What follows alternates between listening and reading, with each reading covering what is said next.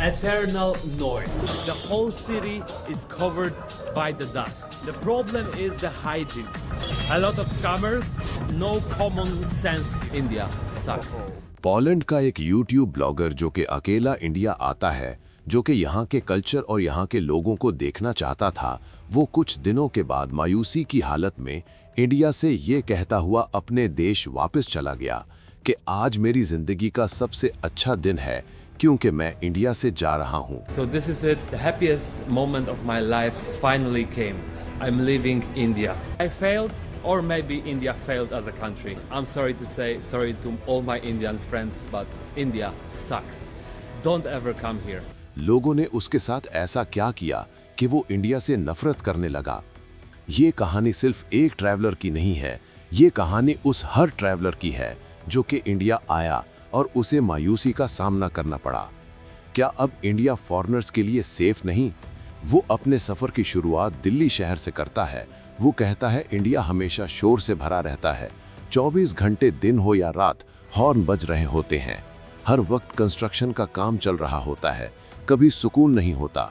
इस शोर की वजह से वो रात को होटल में अच्छी तरह सो भी नहीं पाता था। वो कहता है इस शोर की वजह से इस तरह लगता है जैसे हर वक्त कोई आपके सर में हथौड़ा मार रहा हो। एक दिन वो रोड पर निकलता है और कहता है कि पूरा शहर धूल से भरा हुआ है। अगर आप एक दिन के लिए अपनी कार दिल्ली में बाहर छोड़ दो तो वो धूल की वजह से ब्राउन हो जाएगी। वो कहता है मैं वाइट शूज पहनकर आया था, एक दिन में ही उनका कलर चेंज हो गया।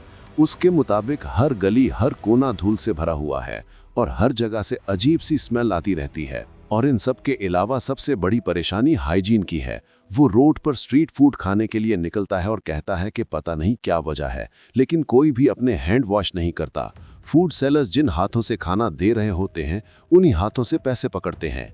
इंडिया का खाना मज़ेदार तो है, लेकिन सबसे बड़ा मसला हाइजीन का है। वो बताता है कि किस तरह उसे और उसके दोस्तों को फूड पॉइजन हो गया। वो एक फैंसी रेस्टोरेंट से 10 से 15 डॉलर का खाना खाते हैं और वो खाना खाने के बाद उसकी एक दोस्त की हालत इतनी ख़राब हो जाती है कि उसे हॉस्पिटल में एडमिट करवाना पड़ता है और उसके बाद वो लड़की हॉस्पिटल से सीधा कोरिया वापस चली जाती है। वो कहता है कि सिर्फ स्ट्रीट फूड ही खतरनाक नहीं है, बल्कि महंगे रेस्टोरेंट्स के अंदर भी यही हाल है। इन गंदे खानों से परेशान होकर वो सिर्फ स्नैक्स खाता था, लेकिन स्नैक्स भी एक्सपायर निकल आते थे। 3-3 साल पुरानी एक्सपायरी डेट होती थी उन पर, लेकिन लोग फिर भी उन्हें बेच रहे होते थे। वो कहता है कि इंडिया में कोई भी चीज़ सेफ नहीं है। खाने के बाद इंडिया में सबसे बड़ी परेशानी स्कैमर्स की है। लोग फॉरेनर्स को हर वक्त स्कैम करने की कोशिश करते हैं कि किस तरह उनसे ज़्यादा पैसे लूटे जा सकें।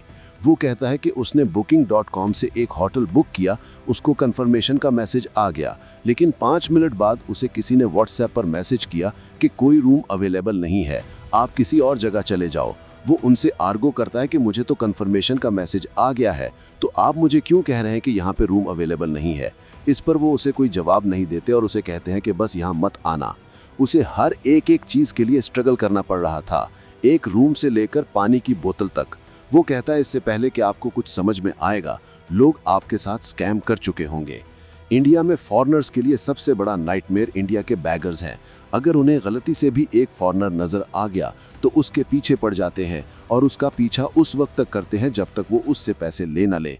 वो कहता है कि 1 मिनट में 10 लोग आपको अप्रोच करेंगे, आपसे कोई चीज़ मांगने की कोशिश करेंगे, आपको कुछ बेचने की या आपके साथ कोई ट्रिक लगाने की कोशिश करेंगे। आपको 1 सेकंड भी खामोशी का नहीं मिलेगा।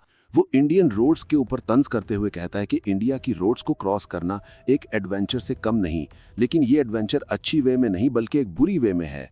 वो कहीं जाने के लिए एक कैब बुक करवाता है, लेकिन ड्राइवर सफ़र के दरमियान ही गाड़ी को रोककर सिगरेट लेने के लिए चला जाता है।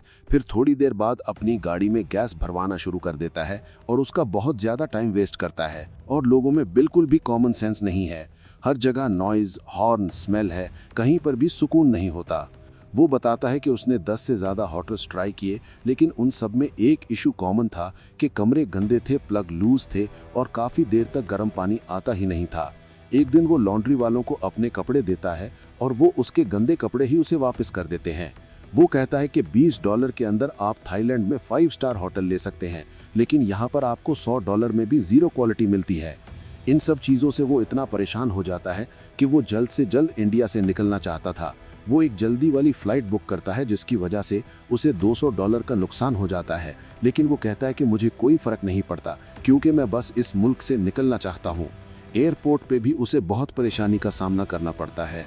इंडिया से जाते जाते वो कहता है कि मुझे नहीं पता कि एज टूरिस्ट मैं फेल हुआ हूँ या as a country India fail हुआ है, लेकिन एक चीज़ तो पक्की है कि मैं दोबारा इंडिया वापस कभी नहीं आऊँगा। दोस्तों, ये थी एक famous YouTube blogger homeless pelican की असल कहानी, एक वर्ल्ड ट्रैवलर जिसका सपना एक नाइटमेयर बन गया। क्या वो गलत जगह गया था या ये सिर्फ बैड लक थी, या ये एक वार्निंग है हर एक ट्रैवलर के लिए? कमेंट में आप अपना ओपिनियन लिखें और अगर ये वीडियो आपको अच्छी लगी तो इस चैनल को लाइक और सब्सक्राइब करो।